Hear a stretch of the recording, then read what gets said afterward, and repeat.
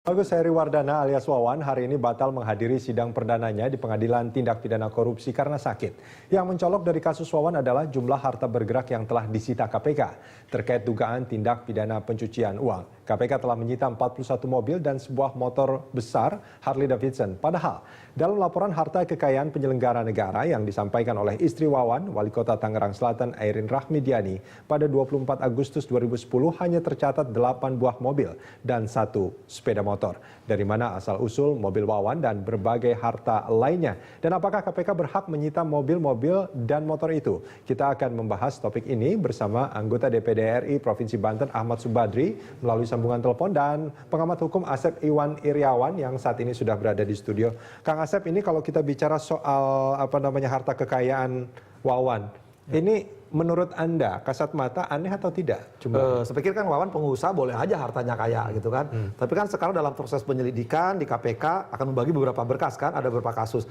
Kasus penyuapan pilkada, kasus ada TPPU-nya, pilkada Banten, Alkes. Nah kita harus pisah-pisah. Ketika KPK menyita seluruh aset-aset Wawan yang kurang lebih 42 ya, ibarat bakwan. Di bakwan itu kan ada apa? Macam-macam sayur-sayuran dibungkus dengan terigu jadi satu bakwan. Ada juga parawan di situ kan. Nah, paraone gitu atau para cie gitu di situnya. Yang menarik apa? Nah sekarang timbul pertanyaan, itu apakah aneh atau tidak? Ya bisa aneh, bisa enggak. Anehnya ketika di laporan kekayaan karena Wawan adalah suami dari pejabat penyelenggara negara, harus sebutin dong harta kekayaannya. Termasuk hartanya Wawan juga. Karena suami dan anaknya harus ada disebutin. Tidak dipisah ya? Sama, ketika saya jadi hakim juga melaporkan istri, anak, dan suami harus diperinci semua. Nah, tapi kenaikan bisa aja karena pengusaha kan bisa aja dapat rezeki nomplok. Masalahnya nanti satu sederhana kok nanti. Dia harus membuktikan dari mana itu asal hartanya. Macam KPK itu kewajiban di PPU itu sita asetnya, nanti dia membuktikan pelonjakan harta yang begitu besar dari LKPN itu kepada jumlah yang sekarang itu harus dibuktikan gitu kan oleh Wawan. Gitu. Ya bukan oleh KPK ya. KPK menyita ini masih punya hak di sana. Itu dikena di korupsi maupun pencucian uang dikena pembuktian terbalik. Ya pembuktian terbalik itu KPK mendakwa dia punya sekian, dari mana, korupsi apa. Nah juga sebaliknya, ketika disita, makanya Wawan ada punya pembuktian bahwa harta yang disita oleh KPK tidak benar. Itu adalah harta hasil bukan korupsi, atau bukan tindak pidana lainnya ya di korupsi itu. Tapi hasil usaha dia gitu kan. Tapi saya pikir, nah dengan harta yang begitu banyak seorang pengusaha di Republik ini, apalagi pengusaha dalam tanda petik suaminya seorang penyelenggara negara, ya memang patut dipertanyakan. Iya, dari 8 mobil yang disita menjadi 41 mobil. Ini peningkatannya luar biasa. Ya, tapi kan kalau pengusaha kan bisa aja jualan segala macam, bakwan aja. Kalau bakwannya dijual 7 ton kan bisa. Atau jangan-jangan dia jualan mobil juga nih ya? Ya bisa aja, kalau dia punya dealer kan mungkin aja semua itu. Kita jangan prasangka dulu. Nah ini kita juga sudah tersambung dengan Pak Ahmad Subadri, anggota DPD RI dari Banten. Pak Ahmad Subadri. Halo. Halo Pak Ahmad. Ya, nampaknya masih ada gangguan. Nanti kita akan mencoba untuk kembali menghubungi Pak Ahmad Subadri, anggota DPD RI dari Banten. Nah, ini kita memang tidak bisa berprasangka menerka-nerka ya artinya. Tapi memang KPK punya hak untuk menyita semua harta itu. Perintah Undang-Undang Tindak Pidana Korupsi maupun pencucian uang. Makanya nanti kan dipilah oleh KPK. Itu kasusnya sekarang baru pilkada kan. Nanti TPPU-nya belum masuk kan. Setelah penyitaan yang barang-barang ini berkaitan dengan TPPU gitu kan. Dan ini nanti KPK sekali lagi punya kewenangan untuk menyita, bahkan tidak hanya di KPK. Nanti hakim pun di persidangan untuk nyita kembali kalau ada barang-barang belum disita, itu perintah tindak pidana pencucian uang. Tidak hanya KPK. KPK hakim bisa berwenang. Artinya dari harta yang sudah disita ini bisa saja kalau hakim memang melihat ada yang belum perintah untuk disita. Walaupun ya meskipun kalau kita bicara kasus-kasus korupsinya mungkin hanya berkisar berapa miliar seperti itu ya. Tidak sesuai sebetulnya dengan jumlah harta seluruhnya yang disita. Oh gini, dipilah-pilah. Nanti kan kalau dia nyuap di pilkada suap kan Lebak maupun Banten, nanti juga mungkin Alkes korupsi dan dari Alkes atau proyek lain. Nah uang itulah yang dicuci dibelikan mobil, dibelikan harta lain. Jadi harta-harta itu harus tadi pada tindak pidana, entah pencucian, entah penggelapan, entah trafficking, itu banyak ada A sampai Z ya. Jadi tidak mungkin aja tidak hasil korupsinya dari Alkes atau apapun. Makanya KPK kan dipisahkan. Meskipun tidak ada dalam kasus korupsi yang sekarang ditangani KPK, ada Alkes, ada segala macam yang mungkin ada lain. Kalau pencucian uang itu mungkin ada lain, atau ada tindak pidana ada A sampai Z disebutinnya di pasal 2 itu. Artinya kalau misalkan nanti Wawan tidak bisa membuktikan harta itu dari perolehan yang halal, maka otomatis dianggap korupsi. Itulah tindak pidana korupsi dan pencucian uang. Kalau dia tidak sanggup membuktikan dari hartanya dari mana, itu dianggap korupsi. Baik. Ya, dan sekarang kita juga sudah tersambung dengan Pak Ahmad Subadri. Pak Ahmad. Selamat sore Pak Ahmad. Halo. Pak Ahmad Subadri. Ya, masih ada gangguan. Nanti kita akan mencoba menghubungi lagi. Ya, nah tadi dikatakan bahwa kalau KPK sudah menyita, ini ada 42 jenis. 41 mobil dan satu Harley Davidson. Kalau nanti ini masuk dalam persidangan, apakah dalam proses awal itu hakim juga akan melakukan pengecekan lagi? Apakah ada harta-harta lain? Karena gini, itu kan barang bukti. Barang bukti itu untuk meyakinkan hakim. Sekali lagi kan di pidana itu dikenal ada alat bukti dan barang bukti. Alat bukti untuk membuktikan perbuatannya, bahwa sah dan meyakinkan. Nah, meyakinkan tadi, hakim yakin ternyata uang ini dicuci, dibelikan mobil, ditempatkan, ditransfer, dititipkan sama tadi ada siapapun lah yang pajak kan yang sekarang lagi seksi beritanya gitu kan. Nah itu ya harus dibuktikan dan di persidangan. perempuan seksi yang menerima mobil. Ya kalau nggak seksi ngapain? Saya juga nggak mau kalau nggak seksi. Masa mau yang gimana? Nah kalau kita bicara soal harta-harta yang diterima oleh beberapa artis lah gitu ya. Ada Jennifer Dunn yang menerima Rebecca Velfire, ada Rebecca Rayman, ada Catherine Wilson menerima Toyota Land Cruiser. Terus ya ada beberapa harta lain yang diduga. Nah itu bagaimana kaitannya dengan? Nah ini yang perlu dikejar. Berkali-kali saya katakan ya. Selama ini KPK kan pencucian aktif ya dulu misalkan DS, kemudian juga beberapa juga. Padahal pasalnya juga jelas bagian pasal pasif. 5 di pasif itu dikatakan siapapun orangnya yang menerima nitip sumbangan disebutin patut mengetahui dan patut diduga hasil tindak pidana.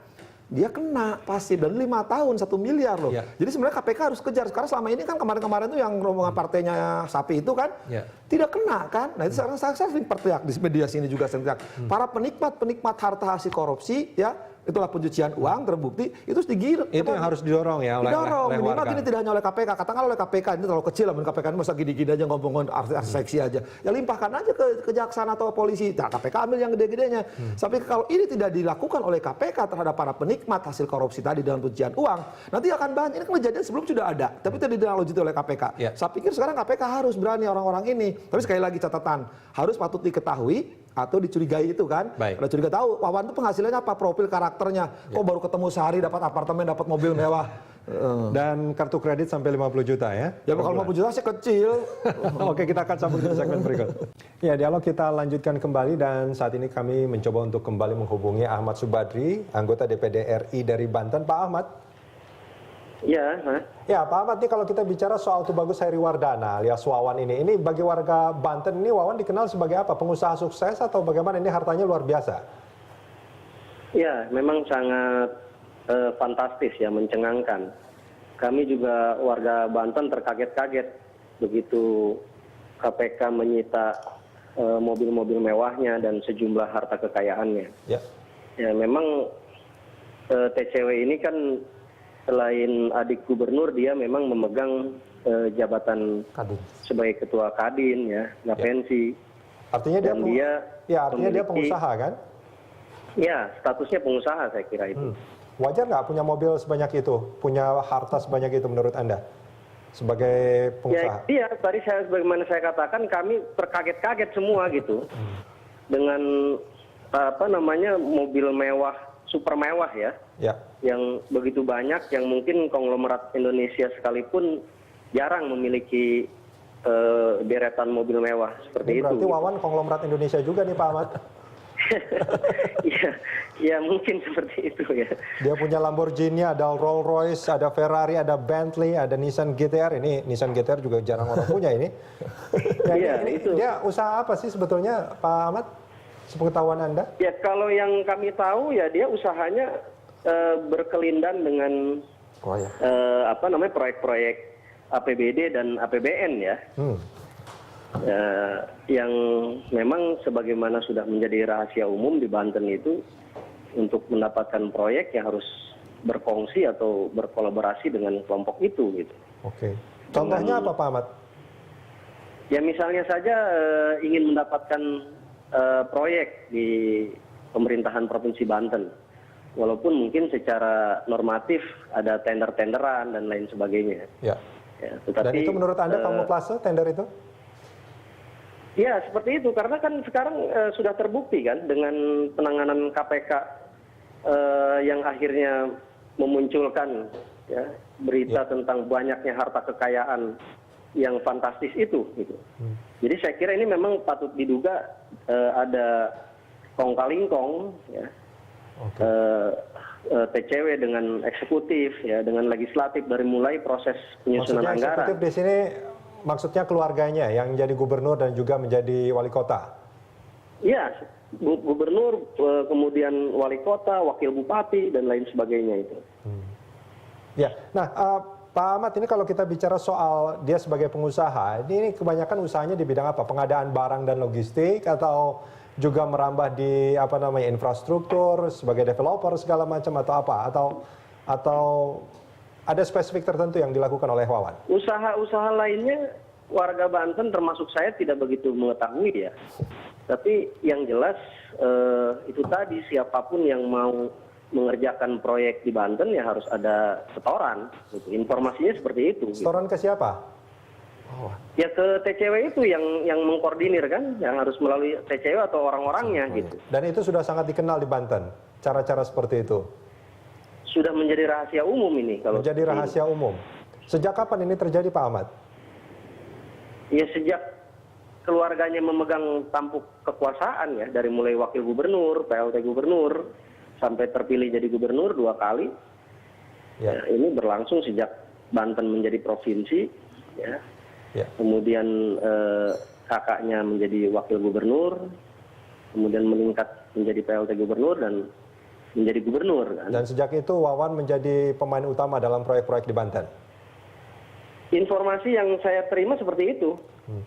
Informasi ini kalau, ya maaf Pak Ahmad, kalau boleh saya tanya ini informasinya dari mana? Apakah dari rekan sesama pengusaha atau bagaimana biasanya? Ya ada banyak pengusaha yang berbicara seperti itu ya, dan bahkan saya dulu pernah juga mendirikan asosiasi namanya Gabungan Kontraktor Indonesia Provinsi Banten. Itu kehadiran asosiasi kami itu mendapat teror yang sangat keras ya dari ayahnya waktu itu.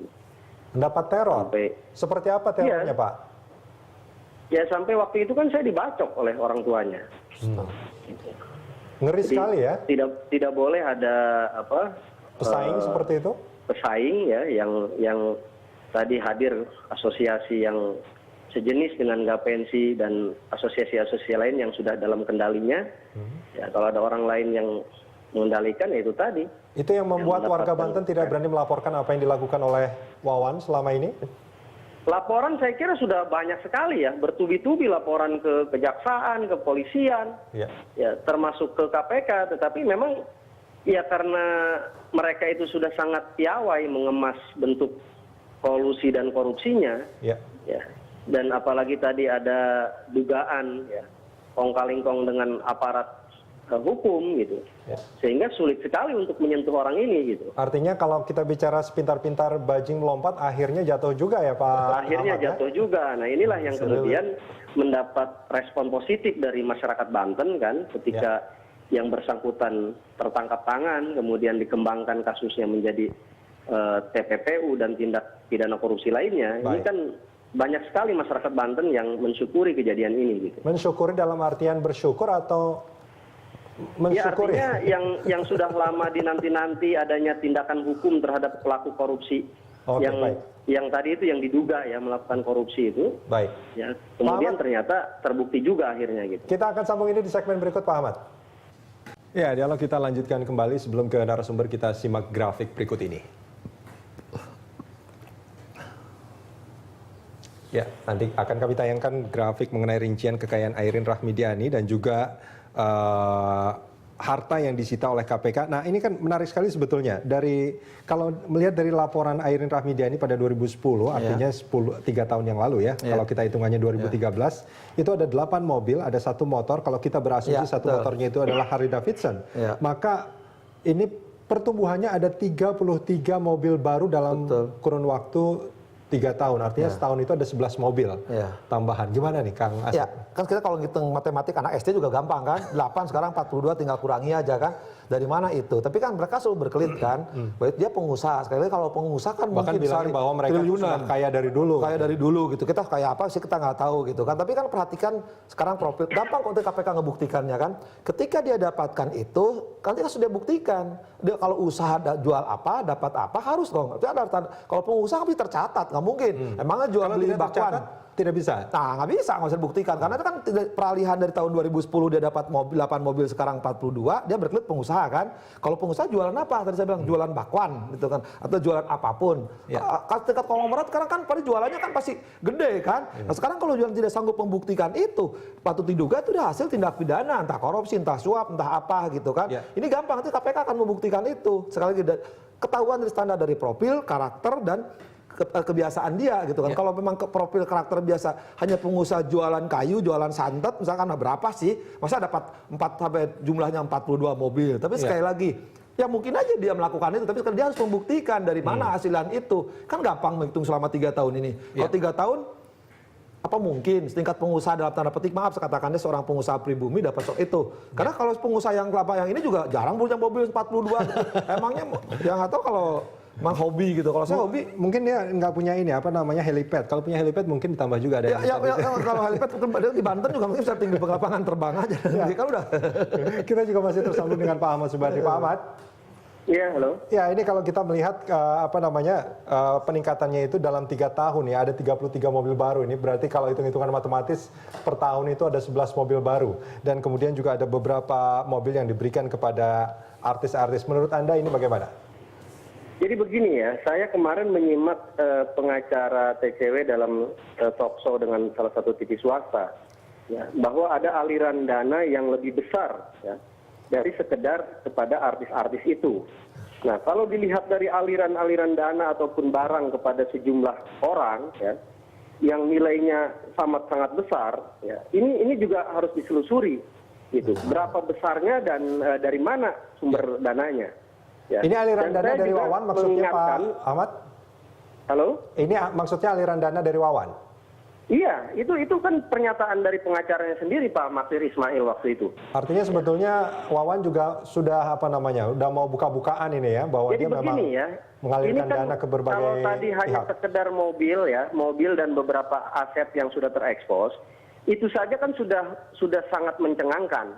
Ya, belum lagi kalau dihitung lagi jumlah dana dia yang dialirkan ke sejumlah pihak, ya ini kan amat sangat luar biasa gitu. Karena itu kami juga mendorong KPK agar mengusut pajaknya. Ya, kalau tadi dia punya harta yang sedemikian banyak itu, ya ini bagaimana dia membayar pajaknya? Nah, Anda ini menduga juga kan bahwa belum pajaknya tidak terungkap dibayar sesuai dengan aturan seperti itu? Iya, ini kita menduga juga seperti itu gitu. Oleh karena itu, selain TPPU, kemudian suap, kemudian Alkes, ini saya kira KPK harus mengusut soal penggelapan pajaknya gitu. Kalau memang nanti ada penggelapan pajak, saya kira ini harus diusut juga gitu. Kalau menurut Anda dari 3 kasus tadi, ada Alkes, ada apa? Pilkada dan segala macam. Itu sebetulnya ada proyek-proyek lain yang sebetulnya terindikasi korupsi di sana? Saya yakin ada ya. Menurut saya itu ada karena ini kan proses pengembangan kasus oleh KPK ini kan masih terus berjalan. Ya, ini kan baru pengembangan dari kasus suap, kemudian korupsi Alkes ya dari provinsi dan Kota Tangerang Selatan plus TPPU. Ya, ini belum lagi proyek-proyek lain yang pasti itu juga KPK sudah memiliki bukti-buktinya gitu. Baik, ini kita punya tinggal kita lihat aja nanti KPK apakah sungguh-sungguh ingin menuntaskan ini atau seperti apa gitu. Apakah ada kanalisasi atau seperti apa gitu. Pak Ahmad, ini kita punya grafik yang akan kita tampilkan. Ini ada grafik rincian kekayaan Airin Rahmidiani yang dilaporkan pada laporan harta kekayaan pejabat negara. Harta tidak bergerak 59,8 miliar, ada tanah di 102 lokasi dengan luas ribuan hektar di Jakarta, Bandung, Serang, Bogor. Bali belum tuh. Ya, yang terakhir juga ada di Bali ya. Terus ada harta bergerak senilai 22,1 miliar, ada 8 mobil, ada 1 motor. Surat berharga senilai 2 miliar. Ini pada 2010 ya. Sekarang dari 8 menjadi 41. Terus ada giro serta kas 10,1 miliar. Total harta kekayaan yang dilaporkan itu 103,9 miliar. Artinya memang Airin Rahmidiani ini pada saat dia menjabat sebagai wali kota memang sudah kaya seperti itu. Nah, kalau melihat perkembangannya ini memang bukannya satu hal yang wajar Pak Ahmad sebagai seorang pengusaha, kemudian pejabat punya harta yang demikian banyak? Saya kira kalau wajar kan nanti itu silakan aja wajar tidaknya nanti dibuktikan ya di pengadilan gitu. Tetapi buat pendapat atau pandangan kami ini sangat tidak wajar karena yang kami tahu yang bersangkutan itu tidak memiliki usaha sebagaimana layaknya konglomerat Indonesia misalnya gitu kan. Ya, kalau kita bandingkan dengan mungkin Budi Sampurna atau Hairul Tanjung gitu ya. Nah, mungkin kan kelasnya nggak sebesar itu, tapi dari tampilan harta kekayaan yang sangat melimpah ini memang tampilnya malah lebih dari Hairul Tanjung dan Budi Sampurna ya. Oke, baik Pak Ahmad Subandri. Terima kasih banyak sudah bersama kami di Prime Time Talk. Terima kasih. Selamat. Kang Asep, ini kalau kita melihat dari apa yang terjadi saat ini, termasuk juga ini yang soal Jennifer Dunn segala macam, Catherine Wilson yang menerima mobil tadi, yang ada kata-kata patut diduga atau patut mengetahui. Nah, apa yang dijadikan dokumen atau ya ini kan mereka katanya urusannya urusan bisnis. Gini, di standar paling gampang tuh di penjelasan pasal 5 dia harus tahu maksud dan tujuan memberi uang itu. Maksud dan tujuan uang itu dikaitkan dengan profil, karakter, kebiasaan. Jadi misalkan kita baru ketemu, tadi saya kasih contoh, udah ngasih mobil gitu, betul curiga dong. Dia kan tahu punya suami, dia pengusaha, kok nggak sih baik. Tapi dia bisa membuktikan, tahu bahwa Wawan itu seorang pengusaha, kasih mobil supaya dia masuk di production house-nya, misalkan yang kasusnya kliennya Hotman itu kan. Dia buktikan betul-betul dia di situ statusnya adalah sebagai masuk ke PH-nya dia sebagai anak-anaknya. Ya ada kontraknya. Dia buktikan dengan kontrak. Bahwa kontrak dia sebagai artis yang disewa di situ, apapun dia ngerti dunia entertain, dia buktikan. Kalau itu dibuktikan, lepas dia. Tapi kalau tiba-tiba hanya ketemu di mall, apalagi check in, dikasih mobil, dikasih rumah, ya patut diduga dong. Masa semalam dikasih mobil. Nah, Kang Asep mendukanya juga itu. Ya itu artinya pertanyaan hakim pasti. Anda ketemu sejak kapan? Baru pertama kali, baru 2 kali loh. Kok Anda dapat mobil? Anda tahu nggak dia? Dia nggak tahu. Apalagi kalau dia nggak tahu, dia profesinya apa. Tapi kalau Anda tahu, dia seorang pengusaha, dia punya istilahnya dari A sampai Z pengusaha, dikasih ya wajar dong. Kalau dia udah tahu seorang pengusaha, ngasih segitu wajar. Tapi kalau dia belum tahu dia seorang pengusaha, dia hanya seorang biasa-biasa tapi ngasih gede. Kalau apalagi pejabat, kalau pejabat ketahuan paling gampang kalau statusnya pejabat, jabatannya wali kota, jabatannya menteri, loh kok ngasih rumah, kok ngasih mobil? Dari mana? Sesuai dengan profil dan kebiasaannya kan. Kalau pengusaha disitulah bedanya. Beda penguasa, kalau penguasa ketahuan gajinya, kalau pengusaha kan relatif, kadang-kadang untung, kadang-kadang rugi. Kadang-kadang kan bisa bikin naik juruknya, naik turunnya. Nah ketika itu terjadi, tanda petik tidak hanya artis lah, banyak lah orang-orang yang bisa dipakai gitu kan. Dipakai dalam tanda petik, dikasih anggota dewan, banyak lah tuh ya. Nah kalau ketika itu terjadi transaksi tadi, nah hubungannya apa? Kalau hubungannya baru kenal, kebaikan untuk menolong, itu patut diduga, curiga, bahasa sederhananya. Tapi kalau dia memang hubungannya ada hubungan transaksi, dia seorang pengusaha, dia seorang klien, dia buktikan. Saya mengetahui dia seorang... Kalau Jennifer Dunn mungkin akan masuk di situ, ada transaksi. Kalau yang yang lain, dewan juga mungkin mau masuk ke production house-nya juga. Karena kita dilihat kontrak-kontraknya kan, kalau kontrak-kontraknya nanti kontraknya cuma kontrak-kontrakan gitu. Tapi gampang lah kalau situ siap deh. Pencucian uang itu paling gampang kok. Saya udah artinya tinggal di KPK ya? Nanti di KPK kan KPK mah kewajiban untuk menyita, nanti dia buktikan. Persidangan tuh hakim ini udah terlatih, banyak hakim-hakim tipikor tuh yang udah keliling dunia untuk belajar beginian. Pertanyaannya gampang nanti. Anda punya harta dari mana? Coba buktikan gini-gini. Kenapa Anda kasih gini? Anda waktu ngasihnya sedang apa? Kalau nggak bisa buktikan, udah dianggap itu adalah pencucian uang dan itu hasil tindak pidana korupsi atau banyak A sampai Z tadi. Ya mudah-mudahan nanti Wawan segera sembuh ya supaya sidangnya nanti cepat selesai. Ya justru itu kalau nggak sembuh kan persoalannya kan ini istilah paling gampang. Ini dakwaan Wawan itu sekaya bakwan penuh parawan. Oke.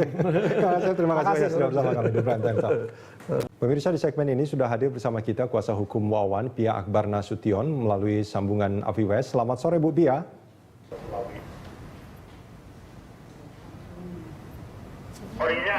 Iya, halo. kenceng banget. Halo Bu Pia. Halo. Ya, halo. Halo Bu Pia, ada sama saya Rudi di sini Bu Pia. Ini kalau kita bicara soal ini mestinya ada sidang perdana untuk Wawan hari ini ya.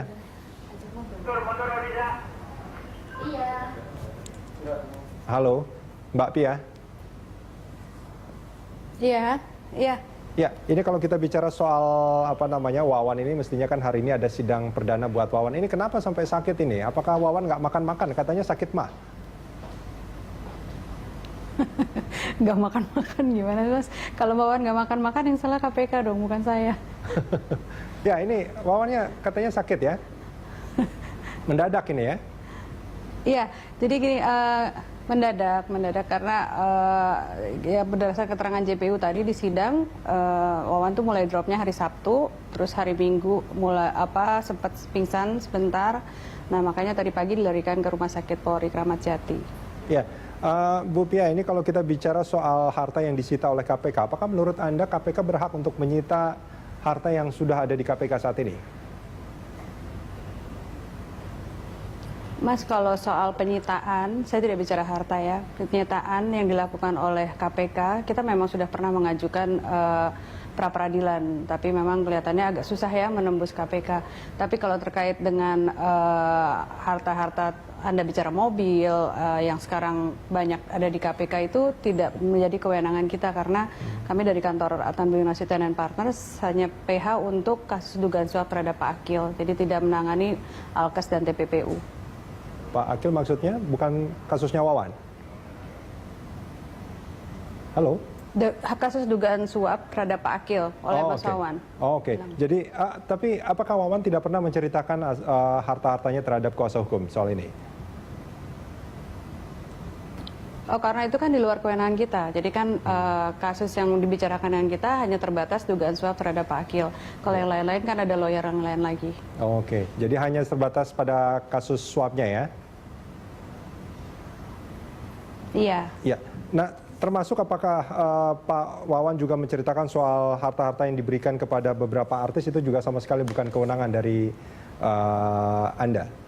Enggak. Kita nggak pernah bicara soal itu, Mas. Enggak. Meskipun ada pra-peradilan soal ini? Pra-peradilan waktu itu bukan menyangkut penyitaan mobil-mobil yang sekarang dilakukan oleh KPK. Waktu itu yang kita ajukan pra-peradilan adalah terkait dengan dokumen-dokumen yang diambil dari kantor Mas Wawan yang tidak ada kaitannya dengan kasus dugaan suap terhadap Pak Akil ini. Dokumen apa saja yang disita oleh KPK, Bu Pia? Dokumen kantor, jadi yang terutama sangat kita sesalkan pada saat itu adalah dilakukannya penyitaan di mana Mas Wawan yang pada saat itu, pada saat hari itu kejadian, Mas Wawan ada PH-nya dari kantor kami lagi ada di sana, dikatakan bahwa Mas Wawan akan diperiksa di atas sehingga dibawa ke atas, ternyata bukan dibawa ke atas tapi dibawa ke kantornya untuk melakukan penyitaan. Pada saat itu dikatakan bahwa Mas Wawan akan diperiksa sebagai saksi sehingga PH tidak bisa mendampingi kan, tapi ternyata yang dilakukan bukan dilakukan pemeriksaan, tapi Mas Wawan dibawa ke kantornya kemudian dilakukan penyitaan terhadap berbagai dokumen yang ada di kantor tanpa didampingi oleh PH-nya. Di kantor Wawan ya? Mas Wawan. Ya itu juga PH juga, production house juga kan? Oh bukan, kalau saya bicara PH di sini dalam arti penasihat hukum. Mas. Oke, yang kantornya Wawan ini kantor apa? Yang dimaksud? Yang di The East, di gedung The East. Itu perusahaan apa? Saya nggak bicara soal production house. Oh, itu perusahaan apa, Bu Pia? Itu kontraktor, Mas. Oke, artinya sebagai kayak developer seperti itu ya, kontraktor ya. Nah, apakah Wawan itu pernah menceritakan kepada kuasa hukumnya, penasihat hukumnya soal harta-harta dia? Soal harta enggak lah. Kita kan bicara soal konteks perkaranya. Kita tidak bicara soal harta-harta, kita tidak mendata harta-hartanya Mas Wawan. Baik, Bu Pia, terima kasih banyak sudah bersama kami di Prime Time Talk.